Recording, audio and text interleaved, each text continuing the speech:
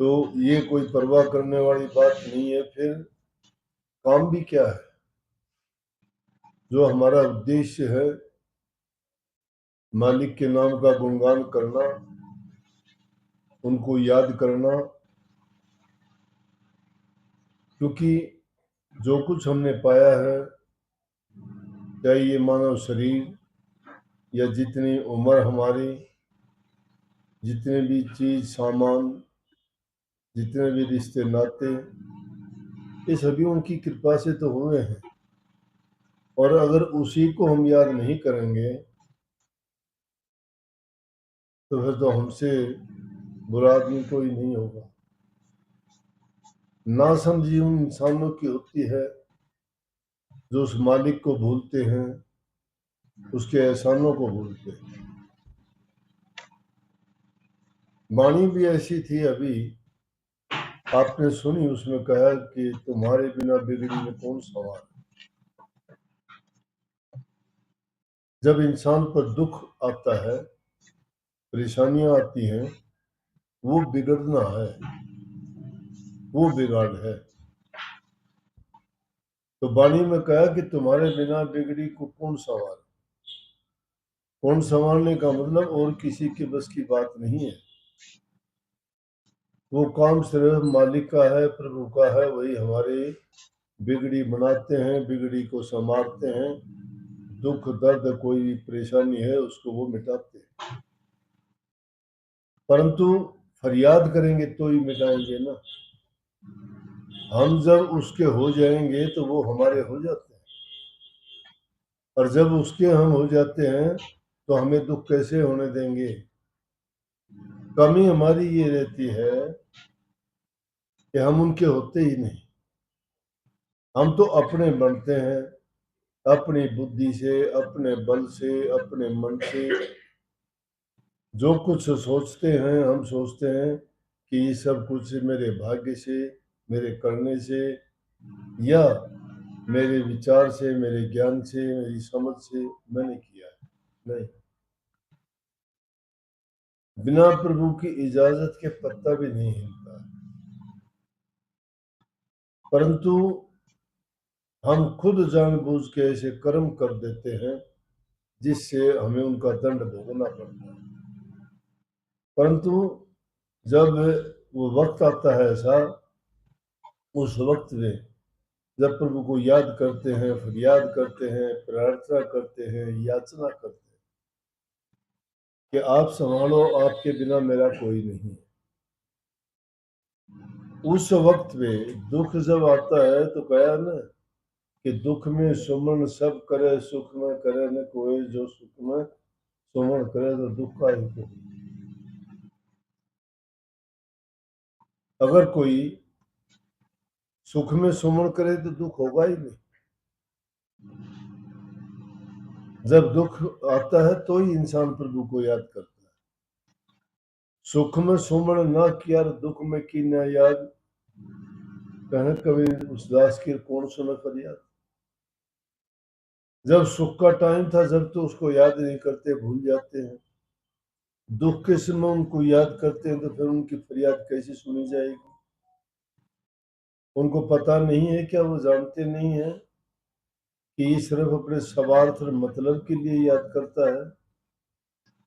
अगर ये सच्चे प्रेम से याद करता तो सुख के समय याद करता। सुख के समय तो आंखें बंद कर लेता है, नाम तक लेना नहीं चाहता। और दुख आता है तो रात दिन रट लगाता है, आप संभालो, आप बिना मेरा कोई नहीं। आपने फिर याद दिलाता है, जैसे इसमें कितनी बातें कही कि एक दिन बिगड़ी पिता पुत्र की, काशी के द्वारा कि काशी जी में एक दिन पिता और पुत्र की बिगड़ी, तो पिता उसको क्या सजा देता है कि खंबे से जूट के मारना चाहता है, बांध। लेकिन जाको राखे साइयार, मार सके ना कोई, बाण न बांका कर सके जो जुग बैरी। जिसका रखवाड़ा कुल मालिक होता है उसको कौन मार सकता है। उसका बाण भी बांका नहीं कर सकता, चाहे सारी दुनिया एक तरफ हो लेकिन वो मालिक एक तरफ जब होता है तो दुनिया कुछ नहीं बिगाड़ सकती, क्योंकि सर्वशक्तिमान जो सारी रचयिता करता धरता हरता जब किसी उसकी मदद करता है तो दूसरे लोग उनका क्या बिगाड़ते। यही बात तो थी महाभारत के युद्ध में। सारी सेना तो दुर्योधन की तरफ थी, लेकिन एक श्री कृष्ण पांडवों की तरफ थी। ये उनकी तरफ तो सब लोग थे, उनकी सेना थी, लेकिन दूसरी तरफ सिर्फ कृष्ण जी थे उनके साथ। जीत उनकी, धर्म की जीत होती है, सच्चाई की जीत होती है, पुण्य कर्मों की जीत होती है। सत्य कभी हारती नहीं है। परेशानियां आती हैं, हारती नहीं। ये प्रहलाद भगत के बारे में कहा गया है। प्रहलाद भगत को उसका पिता ही मारना चाहता था। और क्यों मारना चाहता था? हिरण्याकुश ने दुश्मनी ही परमात्मा से कर ली। लेकिन उन्हीं के घर में उस राम का नाम जपने वाला, प्रभु को मानने वाला, अपने पिता से ही उन विचारों से जुदा था। पिता कहता है कि मेरे नाम के सिवाय किसी का नाम नहीं लोगे, कोई राम नहीं, कोई भगवान नहीं है, सिर्फ मेरा नाम लिया करो, मेरा बड़ाई किया करो, मेरे से बड़ा कोई नहीं। उसी के घर में प्रहलाद भगत पैदा होता है। अब अनेक कहानियां सुनी गई हैं इस बारे में कि किस तरह से किन अच्छे विचारों के कारण उसका जन्म हुआ। लेकिन वो प्रभु के नाम का सुमन करते थे। हिरण्याकुश उनसे कहता था कि प्रभु के नाम को छोड़, लेकिन वो प्रभु के नाम को कैसे छोड़ देता? यह उनकी सच्ची प्रीति थी, और वो इस बात को जानता था कि मेरे पिता की हैसियत प्रभु के सामने कुछ भी नहीं है। उन्होंने बहुत कही, लेकिन उनके पिताजी नहीं मानते थे। हिरण्याकुश को वरदान था। हिरण्याकुश ने इतनी भक्ति की थी, इतना तप और साधना की थी, और वो साधना करके उन्होंने ऐसे ऐसे वरदान मांग लिए कि ना मैं दिन में मरूं, ना रात में मरूं, ना आदमी से मरूं, ना जानवर से मरूं, ना किसी हथियार से मरूं, ना मैं बाहर मरूं, ना भीतर मरूं, ना जमीन पे मरूं, ना आकाश में मरूं। वहां पर तो मरने की कोई जगह ही नहीं रही। मरने की कोई जगह ही नहीं रही। लेकिन प्रभु के सामने कोई चतुराई, कोई बुद्धि, कोई ज्ञान नहीं चलता। तो उन्होंने अनेक प्रकार से उनको मारने की कोशिश की,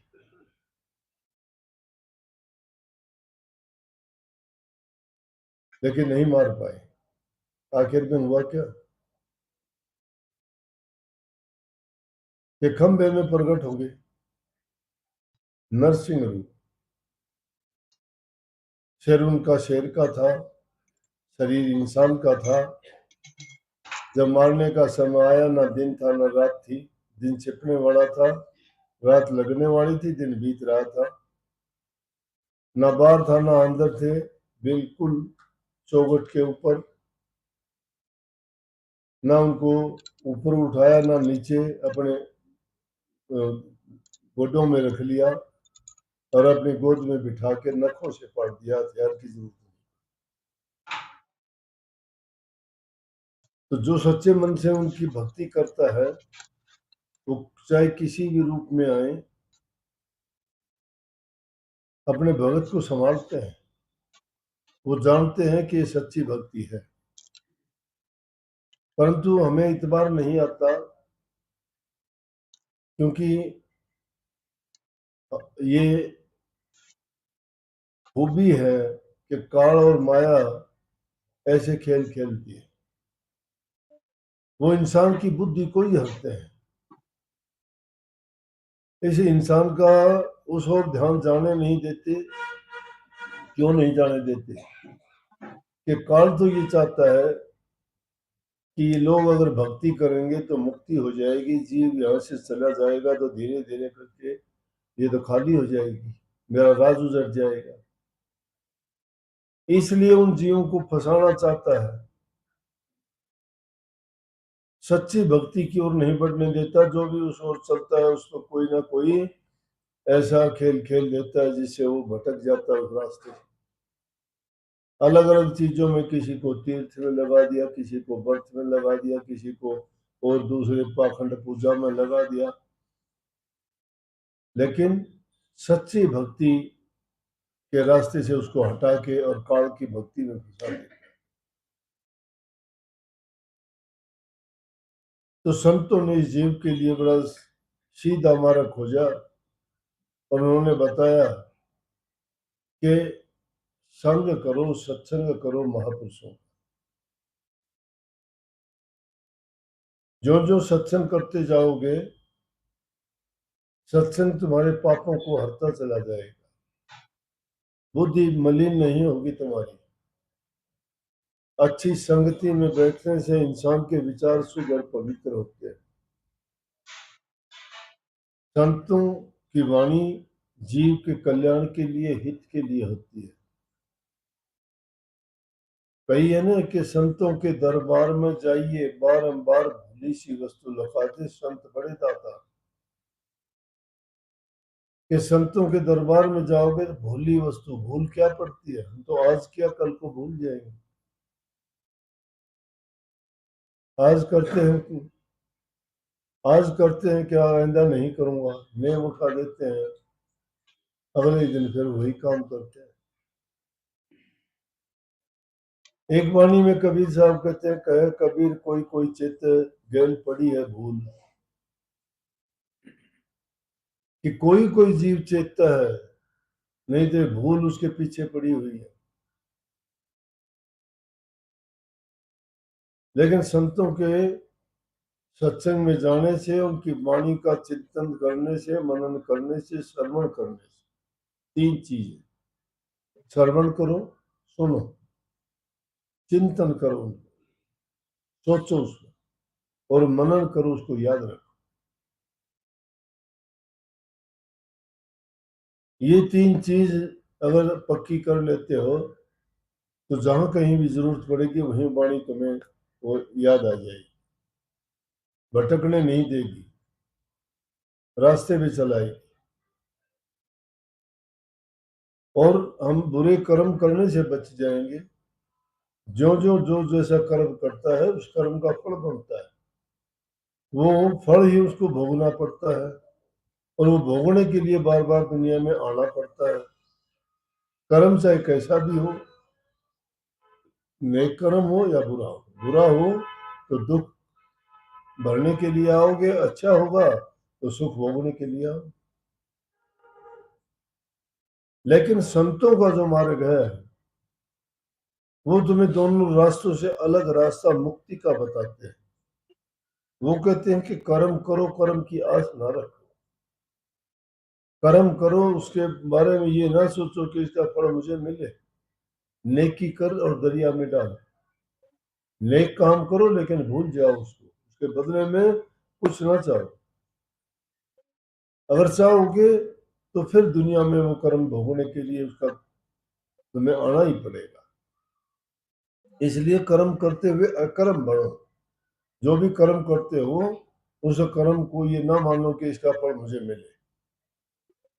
और ऐसा कर्म तो एक ही है, वो है प्रभु की भक्ति, नाम भक्ति। नाम भक्ति में आप कुछ नहीं चाहते। अगर तुम चाहते हो नाम भक्ति में कोई चीज मिल जाएगी, कोई मुश्किल बात नहीं है। मांगने से तो दुनियादारी की चीज आम इंसान भी दे देता है, जिसकी जरूरत हो मांगने वाले को, भिखारियों को भी दो रोटी दे देते हैं। लेकिन जो सारी दुनिया को देता है, उससे जो चीज मांगोगे वो और किसी के पास नहीं है। वो सतगुरु की हाट पे मिलती है, सतगुरु की दुकान है, वह सत्य का सौदा है। दुनिया में सब प्रकार का सौदा आया है, जो इंसान जैसा चाहता है सब मिल जाएगा उसको। कोई मना नहीं करता, आजादी है। लेकिन सतगुरु के हाथ पे सत्य का ही सौदा मिलेगा, दूसरा नहीं। और जो सत्य का सौदा करोगे उसको समझना भी कठिन है। सत्य का सौदा नानक साहब ने किया, किया तो सब संतों ने, लेकिन उन्होंने प्रकट करके दिखा दिया। जो नेक कर्म करने के लिए, जीवों का कल्याण और उद्धार करने के लिए दुनिया में आते हैं, वो दुनिया के पचड़े में नहीं फंसते। दुनियादारी के लोग उनको फंसाने की कोशिश करते हैं, लेकिन नहीं फंसते। गौतम बुद्ध को उसके पिता ने घर गृहस्थी में डाल दिया, शादी कर दी, लड़का हो गया, लेकिन उनको इस दुनिया में फंसना ही नहीं था। पत्नी को भी छोड़ दिया, घर को भी छोड़ दिया, राज को भी छोड़ दिया और निकल गया भक्ति करने के लिए। आज पूरी दुनिया में डंका बजता है महात्मा बुद्ध के नाम का। उस काम के लिए नहीं आए थे। दुनियादारी के लोग तो उनको बांधना चाहते हैं, फंसाना चाहते हैं, लेकिन जिन पर प्रभु की कृपा होती है वो उन्हें बनते नहीं। इसी प्रकार से नानक साहब को भी सच का सौदा क्या किया। वो भी नहीं फंसना चाहते थे, लेकिन उनके पिताजी ने कभी खेत में भेजा, पेशे से पटवारी थे मेहता कालूराम उनके पिता।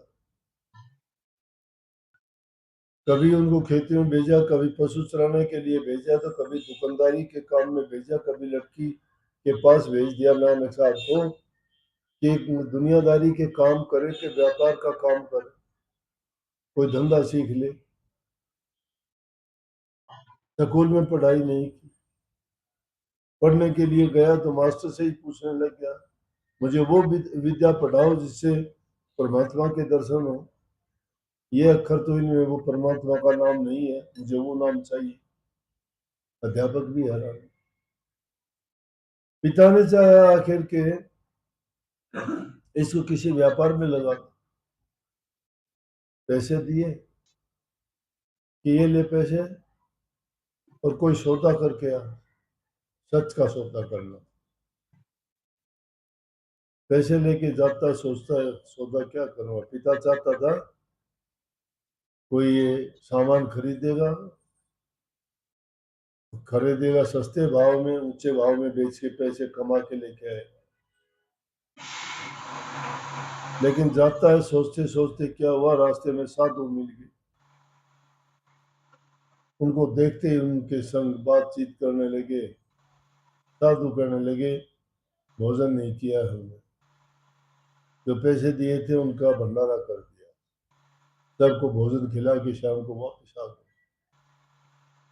पिताजी ने पूछा क्या किया। बोला जी सौदा, सत का सौदा कर दिया। क्या किया, क्या लाया। लाना क्या था, सौदा किया, सत का किया। यहाँ देने वाली चीज तो यही खत्म हो जाती है। किसी दुखी जीव को तृप्त, कोई चीज की जिसको तृष्णा हो, कि वो जरूरत हो, तड़फ हो, और हम उसको अगर प्यासे को पानी पिला दिया, भूखे को अन्न खिला दिया, या कोई और पीड़ा है तो उसमें उसकी मदद कर दी, तो सबसे बड़ा पुण्य का कार्य है। सबसे बड़ा पुण्य का कार्य है। अगर आदमी भक्ति के रास्ते में भक्ति करते करते चूक हो सकती है, पुण्य भी उसको कभी धोखा नहीं देगा। भक्ति के मार्ग चलने वाले भी कभी भटक जाते हैं, लेकिन पुण्य जो किया गया है, नेक कर्म किया गया है, उसका परिणाम उसको नेक मिलेगा, जरूर मिलेगा। तो पिता ने तो कोशिश करी थी दुनिया में फंसे, लेकिन सौदा उसने सत्य का किया। सत्य का सौदा यह है जो सत्कर्म में लगाया जाए, पुण्य कर्म में लगाया जाए, भलाई और हित में लगाया जाए, किसी दूसरे की सहायता पर उपकार में काम किया जाए, वो सत्य है। अपना पेट तो सब भरते हैं, अपने लिए सब जीते हैं, लेकिन जो इंसान दूसरे के हित के काम करता है वो समझो कि प्रभु के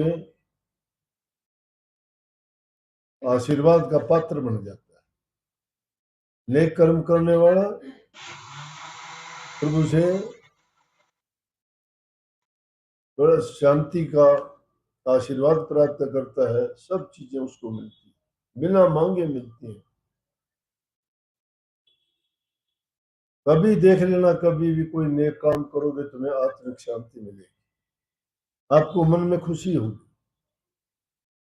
और छोटा छोटा भी अच्छा करते करते तुम्हें ये आदत हो जाएगी कि आप हमेशा अच्छा करने की सोचो। लेकिन एक बार अगर तुम किसी गलत काम में पड़ जाते हो ना, फिर आपको उसका पाप बोध नहीं रहेगा। पाप बोध मतलब पाप करते करते आप उसको पता ही नहीं होगा ये पाप है या बुरा है या भला है। रोजाना देखते हो कसाई लोग जानवरों को मारते हैं खाने के लिए, मुर्गा मारते हैं, बकरा मारते हैं, भिड्डी मारते हैं, दूसरे गाय भैंस को भी मारते हैं। मारते मारते उनको ये बोध ही नहीं रहता मैंने पाप कितना बुरा पाप किया। और जो नेक कर्म करने वाला उससे गलती से भी कोई अगर किसी को थोड़ी सी भी चोट लग जाती है तो आदमी का पश्चाताप इतना होता है कि मेरे से बहुत गलत है। ये है कि उसको बोध है पाप का, उसको बोध ही नहीं है, रोजाना करता है और कर्म के फल से बच नहीं सकता इंसान। कनाडा में मुझे एक आदमी मिला, 70 साल का था, आज से कोई 8-10 साल पहले। कहने लगा मैंने आपसे बात करनी है, तब टाइम चाहिए बैठ के। उसकी लड़की का मामला था, कोई वहां का ही था, कनाडा का, इंडियन नहीं था। बात करते करते दोनों हाथों में पट्टी बांध रखी। मैंने पहले पूछा आप काम क्या करते हैं, कि आप तो कुछ दिन से घर ही है। पहले तो बोला कि मैं जानवर काटने का ही काम करता हूँ, बुचड़। बुचड़ जो बुचड़ खाने होते हैं उसमें। मैं बोला जिन हाथों से पाप किया था वो दोनों हाथ सजा पा रहे थे, हाथों से ही करता था ना। हम बुरा करके भूल जाते हैं, सोचते नहीं है कि इसके बदले में हमें करना पड़ेगा, देना पड़ेगा। लेकिन इन चीजों को सबसे हटके पहले इंसान अपने हृदय को पवित्र बनाए। जितनी भी बुराइयां हैं, झूठ है, कपट है, बेईमानी है, छल है, ये चीजें इंसान को गिरावट की ओर लेके जाएंगी। और धीरे धीरे इनसे जो निकलना चाहेगा तो इंसान को वो पवित्र जब बना देंगे तो उसकी सारी बुरी आदतें छूट जाएंगी। और जब इन बातों से आप खालिश हो जाओगे, निकाल दोगे बुराइयां, हृदय शुद्ध और पवित्र होगा, उसमें नाम ठहरता है। नाम ऐसे नहीं कि अब तो टाइम ऐसा आ गया हर किसी को नाम देते, नाम को जानते ही नहीं नाम है क्या। नाम जिनने ले लिया वो भी नाम को नहीं जानते। नहीं, नाम को जानने वाला नाम की कमाई करता है, अभ्यास करता है, उसका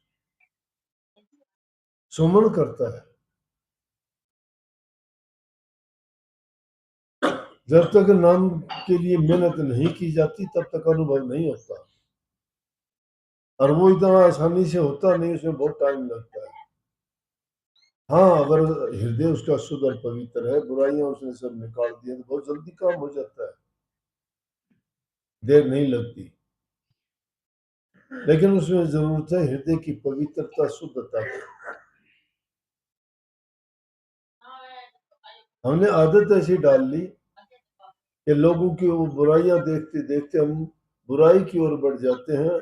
अच्छाई की ओर जब चलते हैं उसमें टाइम लगता है, उसके लिए मेहनत बहुत करनी पड़ती है, धैर्य रखना पड़ता है, अभ्यास करना पड़ता है उसके लिए। वो करने के लिए हम तैयार नहीं होते हैं, और वैसे ही कहना शुरू कर देते हैं कि आओ मेरी मदद करो।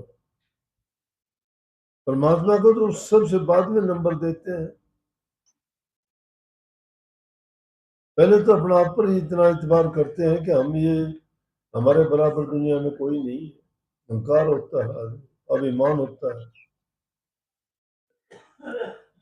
लेकिन वास्तविकता में देखा जाए तो कुछ नहीं, खिलौना मिट्टी का है, मिट्टी से पैदा हुआ है, मिट्टी में मिल जाना है।